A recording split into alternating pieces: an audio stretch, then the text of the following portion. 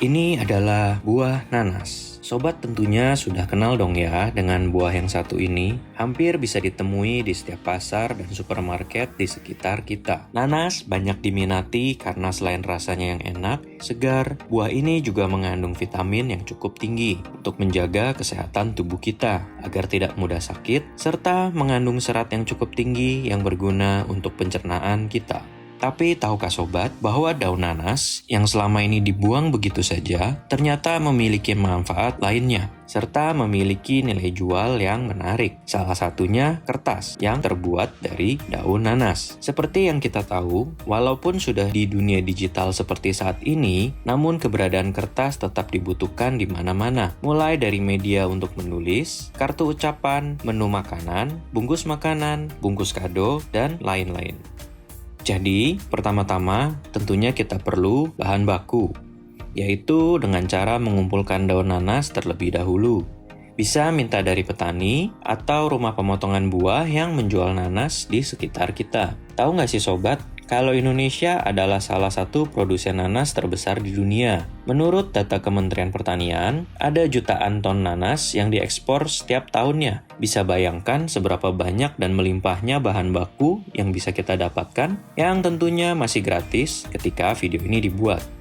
Lalu daun nanas yang sudah kita dapatkan dibersihkan dari kotoran yang menempel sebelum diolah. Kemudian daun nanas dicacah-cacah hingga berukuran kecil, lalu ditumbuk-tumbuk untuk memisahkan bahan organik dan serabut dasar atau disebut juga basic fiber. Basic fiber ini dapat digunakan untuk berbagai keperluan industri lainnya, seperti bahan komposit, tekstil, dan lain-lain. Basic fiber ini kemudian dicampur air untuk menghasilkan bubur kertas atau dalam bahasa Inggris disebut pulping. Kemudian bubur kertas tadi perlu dimasak terlebih dahulu.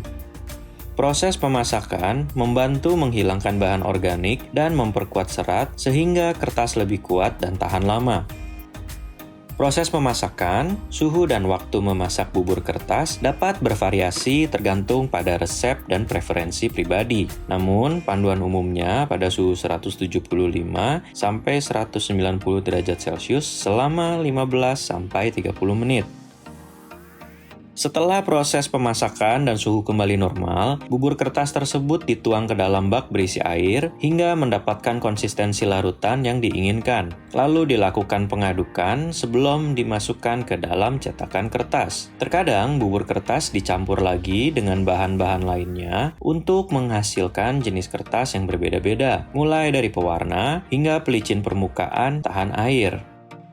Cetakan kertas dapat berupa papan berpori yang terbuat dari anyaman kayu, jaring-jaring nilon, atau jaring-jaring baja. Istilah internasionalnya adalah profile bar wedge wire screen.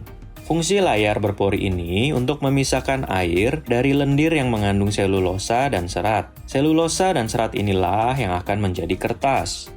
Pengeringan cetakan kertas adalah tahap akhir dalam proses pembuatan kertas. Cetakan harus mengering sepenuhnya sebelum kertas dapat digunakan. Proses pengeringan kertas dapat dilakukan secara alami dengan proses penjemuran atau menggunakan mesin blower dan oven. Jadi deh,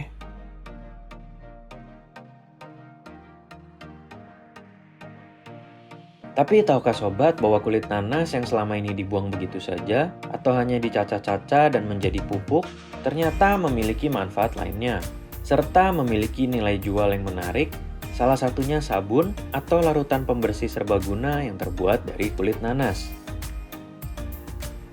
Ramuan larutan ini dipopulerkan oleh seorang profesor yang bergerak di bidang kesehatan dan pertanian, yang juga peraih medali karena karya-karya ilmiahnya yang diakui secara internasional. Beliau adalah Dr. Rosukon Pom Panfong. Penelitiannya berpuluh-puluh tahun akhirnya berbuah manis bagi peradaban manusia. Larutan yang dikenal luas dengan nama ekoenzim ini memiliki banyak sekali manfaat, serta sangat ramah lingkungan bila dibandingkan dengan pembersih kimia. Selama ini larutan pembersih kimia seperti sabun, deterjen, dan lain-lain dapat menyebabkan kulit iritasi dan berdampak buruk pada lingkungan. Selain mencemari perairan, juga berbahaya bagi kehidupan di dalamnya.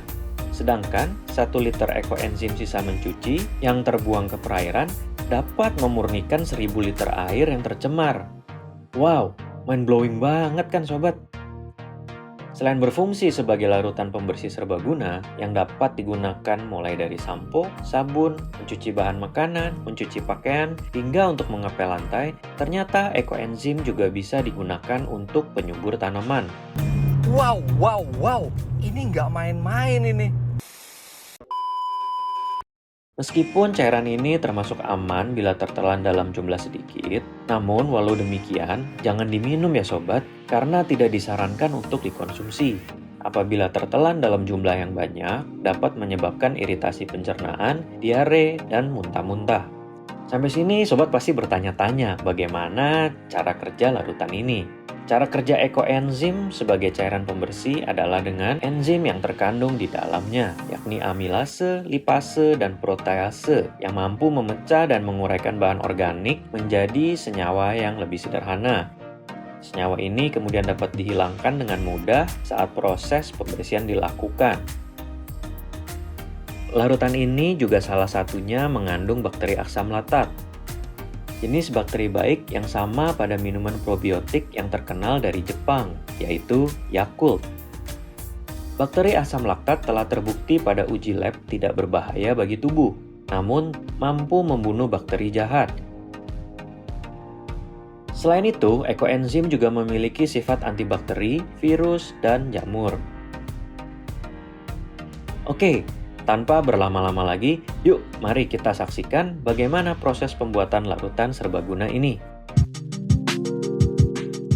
Jadi pertama-tama tentunya kita perlu bahan baku, yaitu dengan cara mengumpulkan kulit nanas terlebih dahulu. Bisa minta dari rumah pemotongan buah yang menjual nanas di sekitar kita, atau sisa potongan buah dari tukang rujak.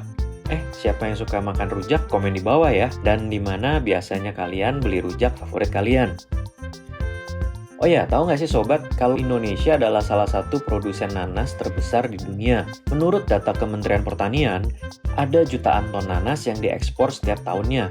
Bisa bayangkan seberapa banyak dan melimpahnya bahan baku yang bisa kita dapatkan, yang tentunya masih gratis ketika video ini dibuat.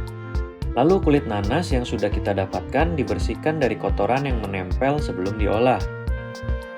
Kemudian kulit nanas dicacah-cacah hingga berukuran kecil. Kemudian berikutnya adalah proses fermentasi. Cacahan kulit nanas dimasukkan ke dalam wadah, dicampur dengan air dan gula.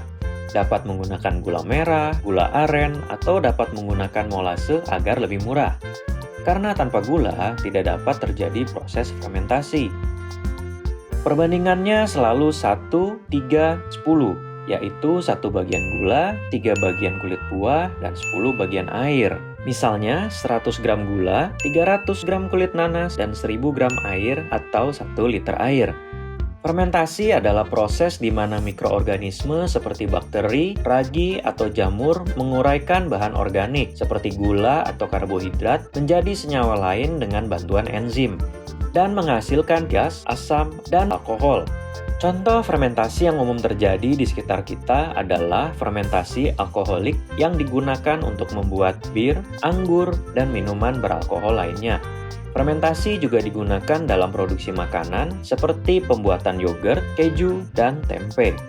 Selain itu, fermentasi juga memiliki aplikasi dalam industri farmasi, kosmetik, dan bioteknologi, seperti kulit buah nanas yang berubah menjadi cairan pembersih. Proses ini berlangsung kurang lebih selama 3 bulan, dan setiap hari campuran perlu diaduk. Kurang lebih setelah 1 bulan, cairan akan terlihat seperti ini. Mengeluarkan wangi, serta kulit buah telah jauh melunak karena mulai terdekompos atau terurai. Kurang lebih setelah 2 bulan, akan muncul gumpalan seperti ini, yang biasa disebut SCOBY. SCOBY merupakan singkatan dari Symbiotic Culture of Bacteria and Yeast, atau lebih mudahnya, gumpalan bakteri dan ragi. Adanya kehadiran SCOBY ini merupakan tanda bahwa proses berhasil. Setelah 3 bulan, maka telah cukup banyak kandungan enzim, bakteri, dan asam untuk dapat berfungsi sebagai pembersih. Sekarang, saatnya menyaring cairan tersebut untuk mendapatkan cairan ekoenzim yang murni. Sisa benda padat yang tersaring dapat digunakan sebagai pupuk. Wow, sungguh luar biasa. Setelah mendapatkan larutan serbaguna, limbahnya dapat menyuburkan alam. Sungguh sangat berbeda dengan limbah pabrik pembersih kimia yang dapat mencemari lingkungan. Cairan ekoenzim murni tadi dapat ditambahkan dengan minyak kelapa, serai, pandan, atau minyak esensi apa saja untuk menambahkan manfaat dan wanginya. Proses berikutnya adalah memasukkan cairan tersebut ke dalam kemasan. Bentuk kemasan dapat bervariasi sesuai kebutuhan. Dari salah satu pembuat ekoenzim bernama Fua, koenzim telah diteliti dapat bertahan hingga 2 tahun. Jadi deh, harga ekoenzim di pasaran berbeda-beda tergantung kualitas dan kandungan campuran di dalamnya. Namun pada saat video ini dibuat, harga rata-rata satu botol 330 ml ekoenzim bervariasi mulai dari Rp25.000 hingga ratusan ribu rupiah. Selain strategi promosi dan penjualan yang baik, sobat juga perlu menjaga kualitas layanan dan kualitas produk agar pembeli puas dan melakukan pembelian kembali. Sukses selalu dan dilimpahkan rezekinya ya Sobat Nusantaraku dimanapun kalian berada. Sukses selalu dan dilimpahkan rezekinya ya Sobat Nusantaraku dimanapun kalian berada. Semoga informasi ini bermanfaat dan menjadi sumber inspirasi buat Sobat Nusantara semuanya. Jangan lupa subscribe, like, dan kalau kalian Sobat Nusantara, yuk komen di bawah ini, Indonesia bersatu, yakin bisa maju. Bagikan ke teman-teman dan saudara-saudara ya. Siapa tahu video ini bermanfaat buat mereka. Sampai jumpa di video berikutnya, nyalakan lonceng ya agar tidak ketinggalan sumber inspirasi dan informasi terbaru dari kami. Terima kasih Sobat, sehat selalu dan maju terus. Salam. Indonesia bersatu. Yakin bisa